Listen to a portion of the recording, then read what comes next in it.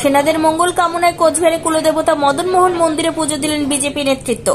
কোচবিহার জেলা বিজেপির পক্ষ থেকে মদন মোহন মন্দিরে পুজো দেওয়া হয়। পহেলগাঁও জঙ্গিরা ভারতীয় পর্যটকের ওপর হামলা করে মেরে ফেলে। তার বদলা হিসেবে ভারতীয় সেনারা অপারেশন সিঁদুর মধ্যে দিয়ে পাকিস্তানকে জঙ্গি ঘাঁটি উপলক্ষে ধ্বংস করে দিয়েছে। সেনারা এই সাফল্যের জন্য তাদের মঙ্গল কামনায় পুজো দেন। উপস্থিত ছিল কোচবিহার দক্ষিণ বিধানসভা কেন্দ্রের বিজেপি বিধায়ক নিখিল রঞ্জন দে, তুফানগঞ্জ বিধায়ক মালতী রাভা রায়, জেলা বিজেপির সভাপতি অভিজিৎ বর্মন সহ অন্যান্য নেতৃত্ব।